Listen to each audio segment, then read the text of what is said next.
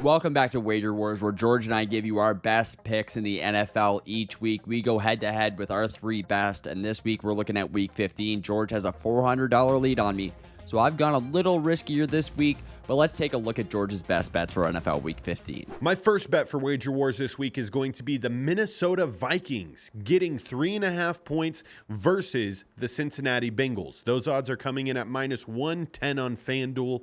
Betting $100 will return you $190. The reason why I love the Minnesota Vikings here is because if Justin Jefferson didn't get absolutely obliterated coming across the middle last week, the Raiders would have lost by 30 points, and it would have been a Justin Jefferson field day. I'm predicting that this happens this upcoming week. J-Jet, he understands he can't go flying across the middle like that, and the Vikings are going to scheme up a way for Justin Jefferson to get a lot of touches, free from big-time collisions like the one that he took this past week. Jake Browning, he will also come back to reality. All these people that bet the Bengals to win the Super Bowl week 7 because, oh, Joe Burrow is finally playing good again. Then Joe Burrow gets hurt and everyone rips up their ticket, and then Jake Browning gets good again. You need to be worried. Still rip up that ticket. The Bengals are done. The Vikings playing still for a chance to make the playoffs here. A very, very important game. Them dethroning the Bengals will be the first step in solidifying a path to making a wild card spot. My second bet this week for Wager Wars is going to be Russell Wilson throwing over 250 passing yards against the Detroit Lions. Those odds are coming in currently at plus 198. A $100 bet will return you $298. The Lions defense is one of the worst defenses I've ever seen in my entire life. I said it weeks before. They play a break, don't bend defense. It's the first of its kind, and it's really bad unless you're trying to get your ass whooped. The Lions do this, though, and they're going to continue to do this for the rest of the year. If Jared Goff is not playing in a dome and he's playing outside, they're going to continue to get their ass whooped. But this bet is not necessarily all about the Lions. This bet is about Russell Wilson playing in domes where he is proven to have way better games than when he's playing outside in the elements. The Lions defense sucks. Russell Wilson, Jerry Jeudy, Cortland Sutton. I'm experiencing in my head a 35 points scored by the Denver Broncos, and I actually was so close to taking Russell Wilson to throw over 300 yards. That was coming in at 7-1.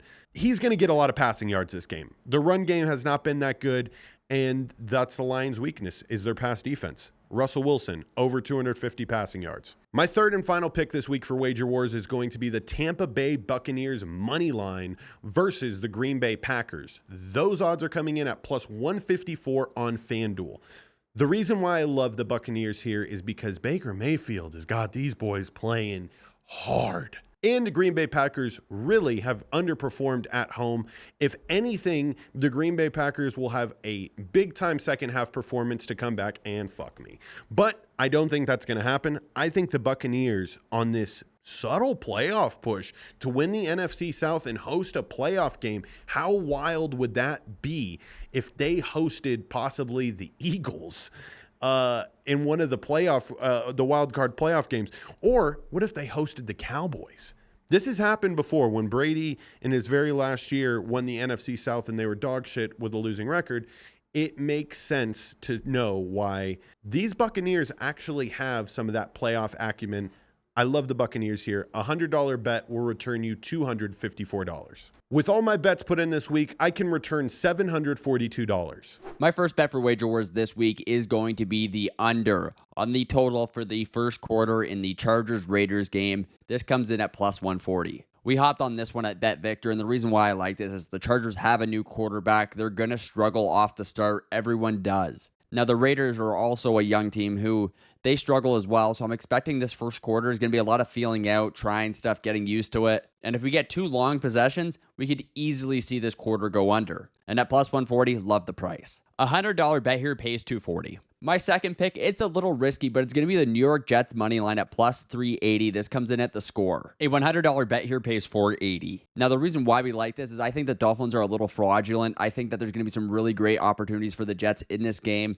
Tyreek Hill might have a bit of an injury. And based on what I saw out of the Dolphins on Monday night, I mean, guys, I have to go with this pick. I think this is going to be a really good underdog game. And my final pick for this week of Wager Wars is going to be the New York Giants money line at plus 225. This comes from ProLine. I think the Giants have a really good chance in this game.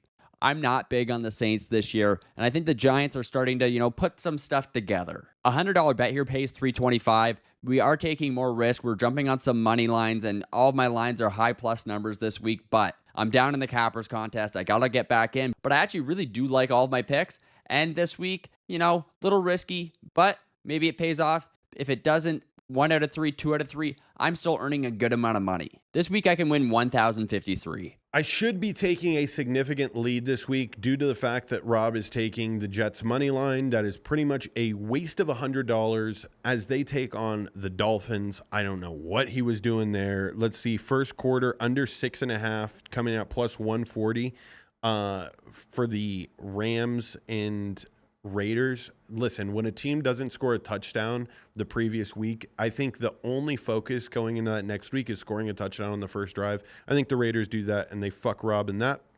And then the Giants money line. You're really picking against my Saints, you motherfucker. The Giants, I do like the DeVito, but this line has jumped tremendously too. It started off at like minus 2.5 where the Saints were favored, and now it's jumped up to minus 6. Something's happening that we aren't seeing on the back end here. Fuck it. The Saints suck, dude. That's actually a really good pick. All right.